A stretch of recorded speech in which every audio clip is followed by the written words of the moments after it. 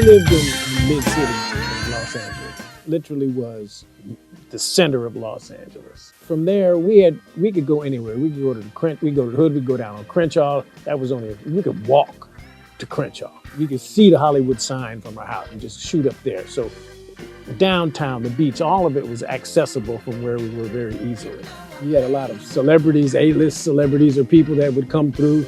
But a lot of the times we were just focused on, what we were doing. We really didn't really focus a lot who's there because it was kind of everyday thing, Being around folks really wasn't that, impressive, so to speak. And Marvin lived around the corner from me. His house was 2 blocks from where I grew up. When I was young, I was fortunate enough to be around a lot of my musical idols and to be able to play with them and be in those situations. And once you get around them, you look and you say, yeah, that's pretty cool. These guys, playing on all these records and they're making all this money.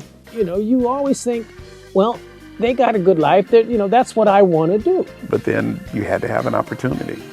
And those opportunities weren't always available because you were young, but you don't realize there are people coming to the city all the time looking for work. My brother worked in the record business.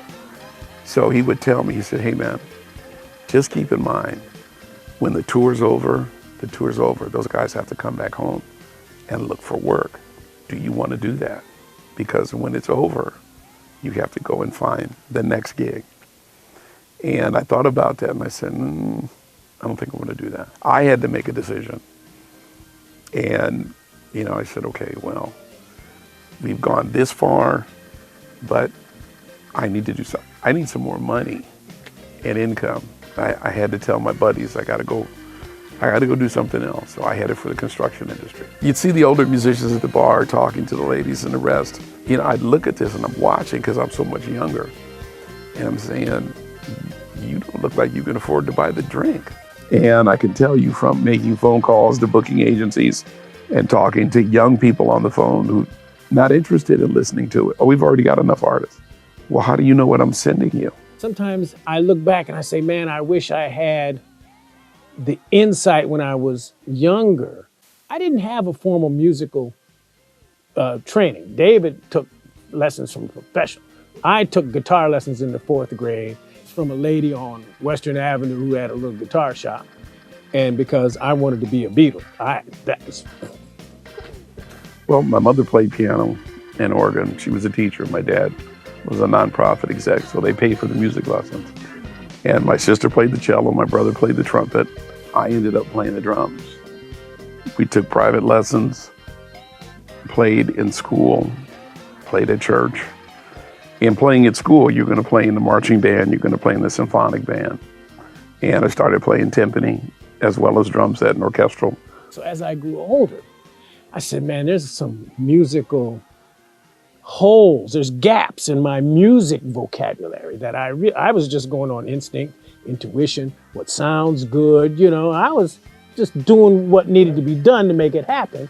But deep down, eventually I knew there's more to it than this. And eventually I got around to go back to try to fill some of those musical holes. But when you do that, you find out that the holes are bigger than what you really thought. That's what kind of prepared me to make me more versatile.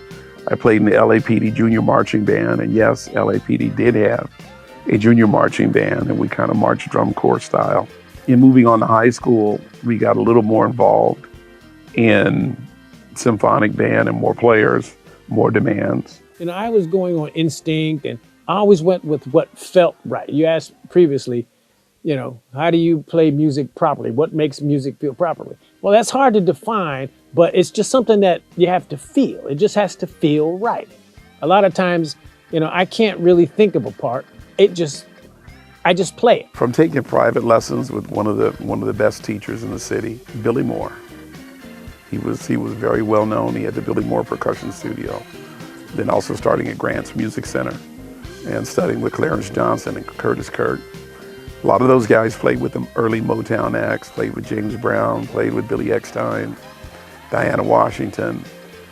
They did a variety of things, but Billy was a full-blown percussionist. I was kind of raised almost fearless. We had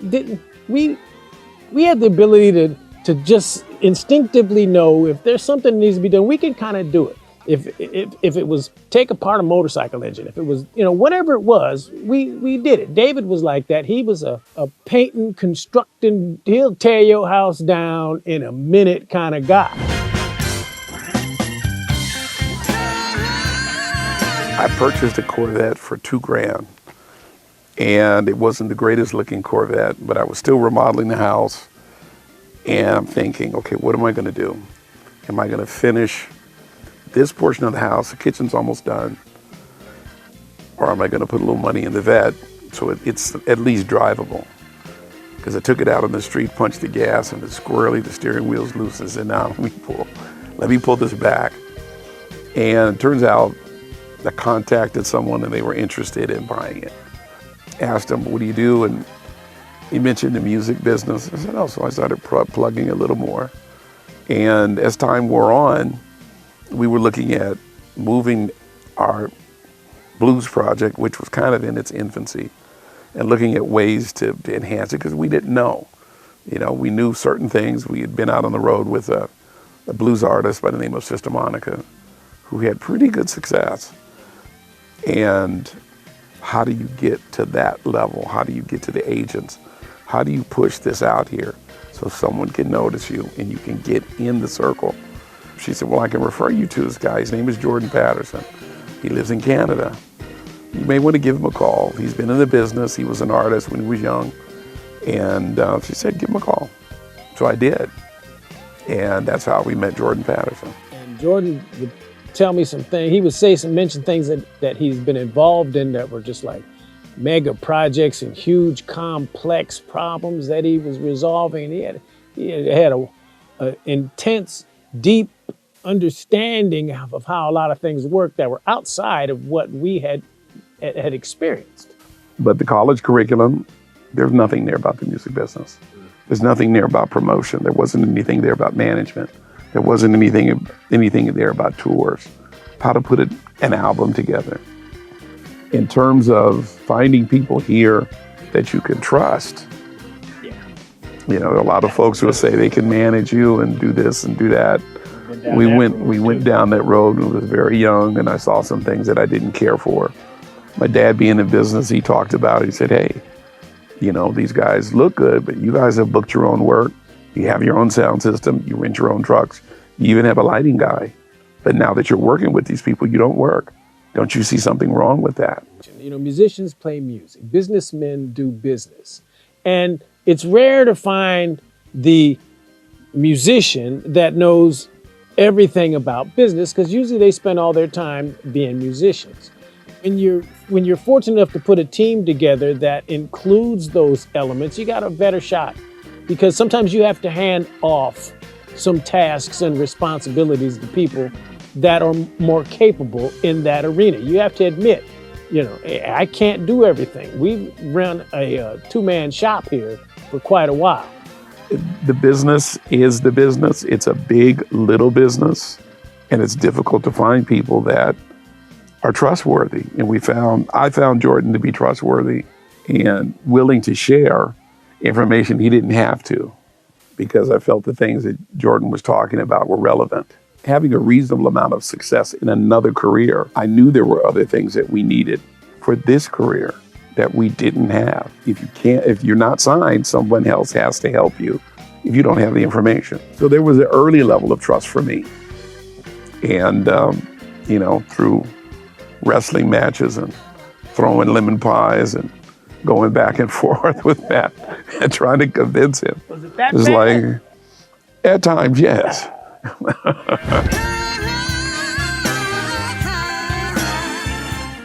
In having these extensive conversations with Jordan and David and myself, Proud Man Blue, Jordan says, let's embellish that. Let's take that and do something else with it. Let's make it better than it was. And we said, yeah, let's see what he can do, because Jordan had great ideas. We're going to change this. We're going to do this. We're going to add this, make this, do this, do this.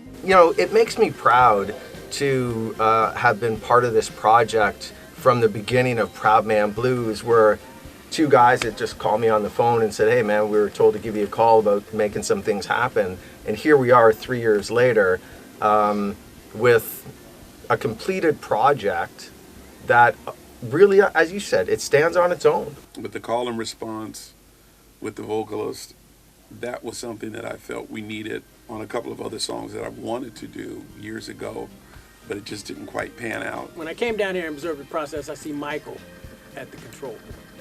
And he kind of has a mastery of the technology. And because we go back to magnetic tape, right? And to all of the tools that are available with these Pro Tools systems is amazing. I sonically know what someone would expect from a blues album and from a top charting blues album. So now it's just getting us to that place, dissecting each element of the song, and does it stand up on its own? Can it be, something greater? Do we just have to tweak it a little bit? Do we have to tweak it a lot? So it's a different way of production than what we did originally. Like, we've delivered a song that should never be covered, I'll just say. Right. And in doing so, it's like we threw all the risk out the window and just went with feel. Were you slightly nervous, though, when I said it's going to be gospel singers and sound like the Pointer Singers? No, Pointer Sisters? Because I play drums at two churches every Sunday now. So, and then knowing not really knowing who they were, and then finding out I know the guy who handles them, and I played with him, so. Yeah, Michael, you and I, we strategized from the beginning of that song right through the end, and I don't know how many conversations I forced you to have where I was like, but it's like this sound, and, so when you recommended the Trinity Gospel Singers, I kind of envisioned how I heard what now we have, but, how did you know that it was those guys that we had to call? Well, they've always been the ones that can be flexible. Yeah. If you have a particular sound that you're trying to capture, they know how to manipulate their voices to make it sound like you want it. So you having all these very specific references, Aretha Franklin, Pointer Sisters, you go down the list. Me being kind of the odd guy, I'm like, okay, you guys got to listen to these songs. And I suddenly pulled out a bunch of songs and I'm like, don't talk.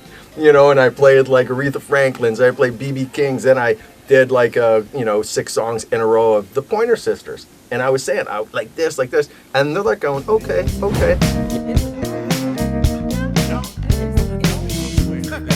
Earlier we're talking about the keyboard session. Right. You know what I mean? And that's when we kind of knew that we had something, because I'll tell you something, like sitting in this room with Tony Coleman, and, I've had conversations with him on the phone where it's just like, and we're talking about him MDing, projects, Aretha Franklin, all these things. And then, we're in the studio here with him and I'm humming keyboard lines to him and he's like this, and he's playing it.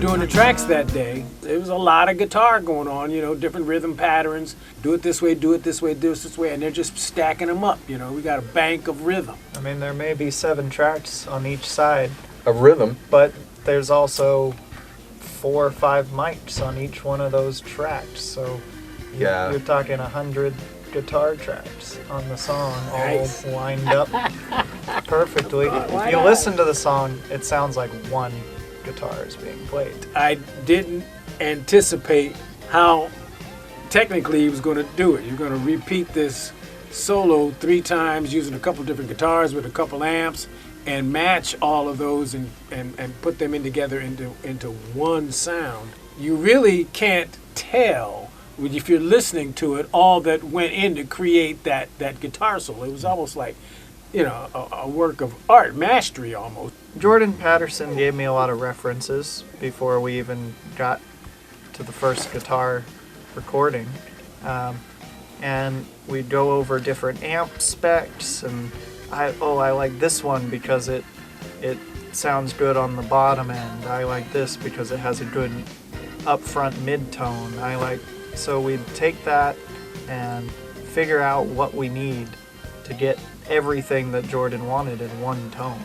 I remember listening several times this song, which I already knew, but I took my time to try to understand, and I was sure that I didn't want to make exactly the same parts as B.B. King. So that was important for me, because one, B.B. King is a master, and I didn't want to try to sound like him. You know, I wanted to put my own stuff, but like keeping the eloquence and the simplicity that B.B. King has. I'm saying to him, okay, man, I don't want Jimi Hendrix, and most certainly I don't want B.B. King. I just need something to go right down the middle. Yeah. You know what I mean? Because let's remember, it's a rhythm section. It's the LA Big Daddies, right? That's what Matt Bragg, David Jackson. I got involved as much as I could with blues musicians. I started playing at the church and try to get into the black community and learn from them. And The people that make blues, especially in black culture, you know, it's either blues or it's gospel or any number of black art forms. I've been here from start to finish. That's a good feeling to have a product that no one expects to see or hear. And having these guys participate on it, it's been a blessing. God's been good to us, man.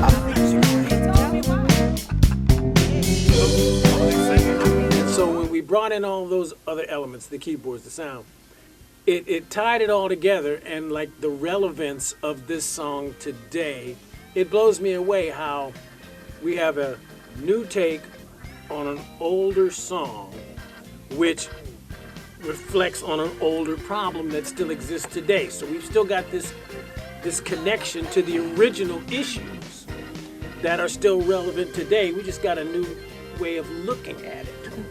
You know, what BB did and what Aretha did many, many years ago is relevant today. And when you look at, you know, America's history, and you look at the saga of what went on, and you're able to take this song and grow it and enhance it into something that has a modern sound to it. When I think about, you know, us recording Why I Sing the Blues, our version of it, it's really personal, because I grew up in California and I didn't have the typical struggle, right? I grew up almost blessed. I'm only child, you know, middle class. I didn't have a lot of the problems that typically are associated with being black in America, right? But I knew all about them. I grew up, when I was in junior high in 1969, that was the epitome of civil rights struggle. Things was going on. And when that song originally came out, people asked the question, why do I sing the blues? Well, I'll explain you why I sing the blues. It started back in the slave ships, and a man standing over me with a whip, and the economic disparities and the trouble with education, all those issues that make up the civil rights struggle for black people are explained in that song. Well, I created the studio as a musician. You know, I've been to a lot of studios before I started this business, and I noticed the things that I really like doing. So I built this place around, I wanted to have a feeling of just to make the clients comfortable, not a bunch of people hanging out, running around down the halls and checking out the other bands in the other rooms. Different artists coming in. That's when Rod Piazza came in, James Harmon, Kirk Fletcher. It's the Manish Boys. And they had a bunch of guests. We had Elvin Bishop. A lot of different stations here with different people sitting in, a lot of amps with different guitar players that come down. Rod, I just was at the harmonica station, and I had a 57, which I've used a million times and with great success. He just, for him, he didn't dig it. So, you know, get rid of that thing, he said, and I said, okay. I pulled out a 421, I think, and we worked together fine, you know. Well, I'm so happy to have met Mike and got him on board here. In this industry, there's so much gatekeeping with studios and artists, musicians, how they do their own thing. But Rich was always really open with everything. Any question I asked, he would answer as soon as he could, as soon as he'd get a break. You know, I taught him a lot, and he's taught me a lot too. He would watch me, you know, with the blues projects and the mixes and everything, and get a feel for what it's like, because you can't just stick mics in front of people that, you know, that don't know the blues or don't have the tonal quality that's the best for the blues. Rich was teaching me things based on music as a whole, as opposed to, you know, genre-specific music. So the knowledge I learned from him, plus what I learned at school, allows me to take my skills and apply it to any situation. The biggest thing with having, you know, big artists to small come in is you just got to treat them like people.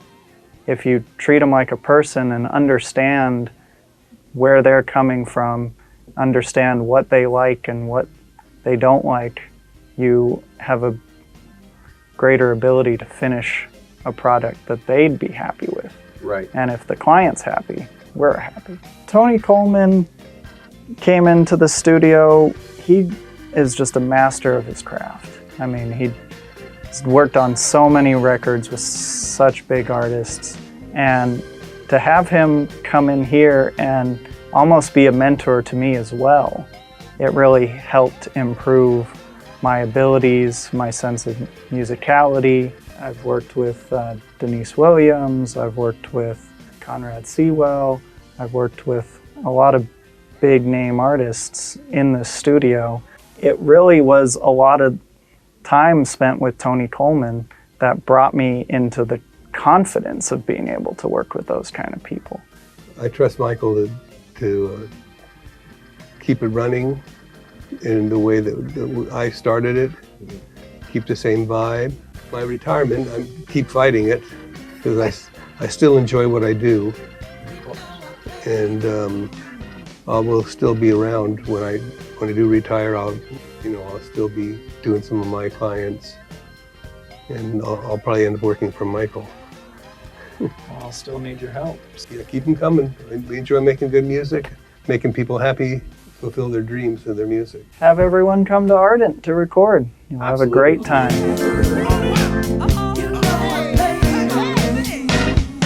When I first heard it, I would get dailies or whatever when the mix came back, and it had such a different production value, so to speak. It was different vocals, and there were other elements that Jordan had brought in on the production level that just made it that much more. It was much more bigger. It was robust.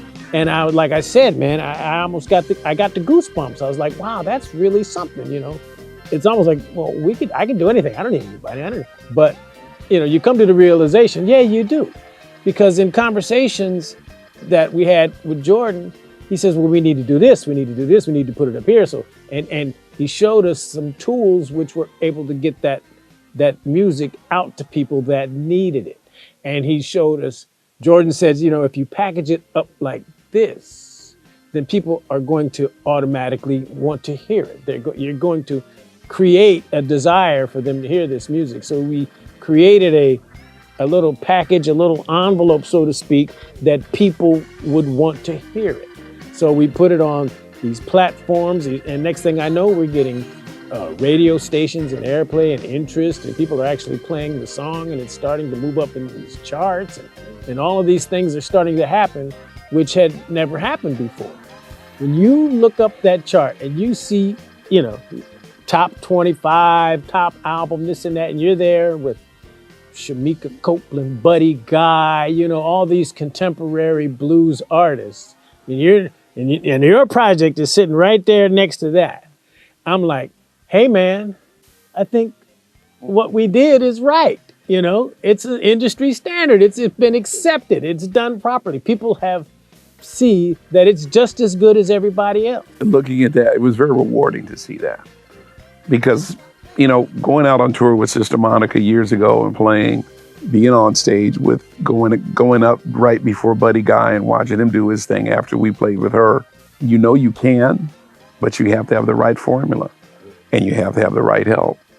So that's where Jordan came in and helped us in that right formula to get that sound that we needed.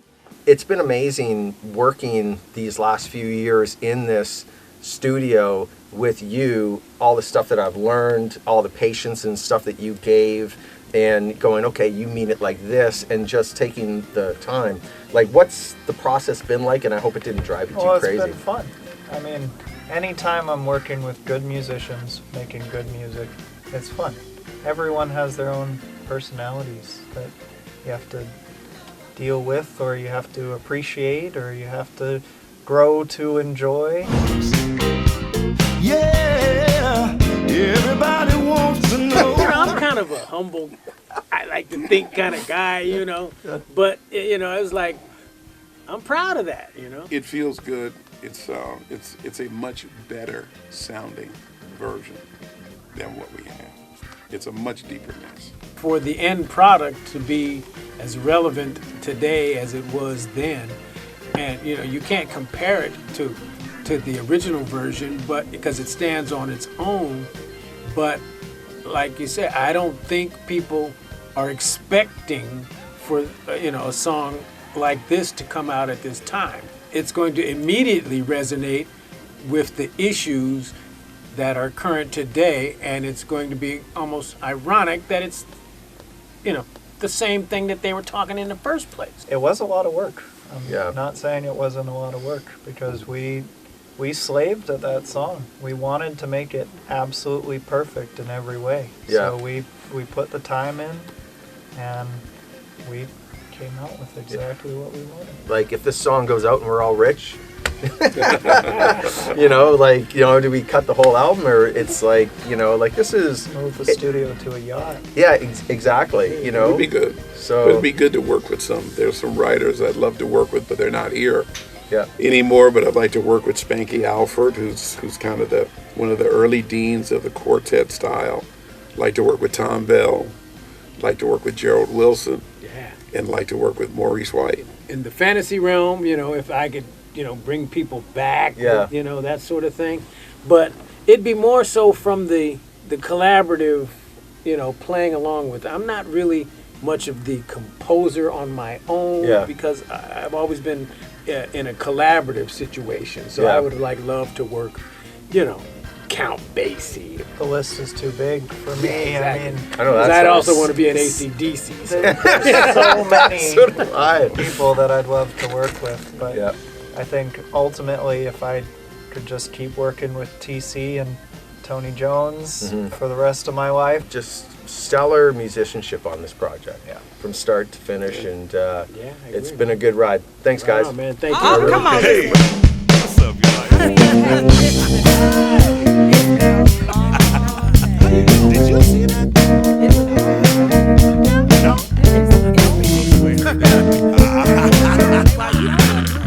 I heard it when he told me, too. Tell me why.